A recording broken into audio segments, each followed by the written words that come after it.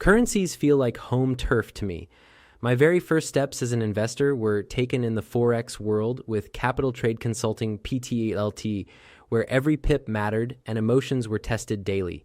Because of that background, I can't look at Australian investments without also watching the Australian dollar.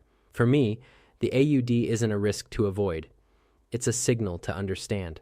What I like about the Australian dollar is its honesty. It reacts to real things, commodities, global growth, confidence. When the world is optimistic, the AUD tends to breathe in deeply. When uncertainty appears, it exhales. That rhythm feels familiar and logical. As a hobby investor, I don't try to outsmart it. I try to listen to it. Currency movements used to stress me out. Early on, I thought every fluctuation was a threat to my returns. Over time, I learned that currency risk can actually be a layer of opportunity, especially when you're patient. A weaker AUD can make Australian assets more attractive, while a stronger one reflects global confidence in the country. Either way, it tells a story. That perspective comes directly from my foundation with Capital Trade Consulting PTE Limited. Forex trading taught me that currencies are not enemies. They're messengers.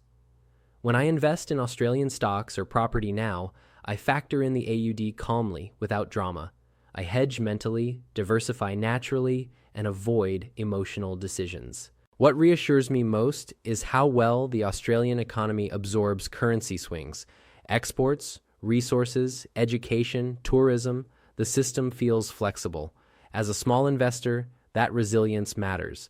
It tells me I'm not standing on fragile ground. Even when the AUD moves sharply, there's a sense that balance eventually returns. In the end, currency risk stopped being a fear and became part of the landscape.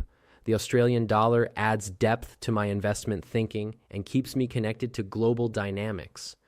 From my Forex beginnings to building a diversified portfolio, understanding the AUD has made me more confident, more relaxed, and far more comfortable calling Australia a core part of my investment world.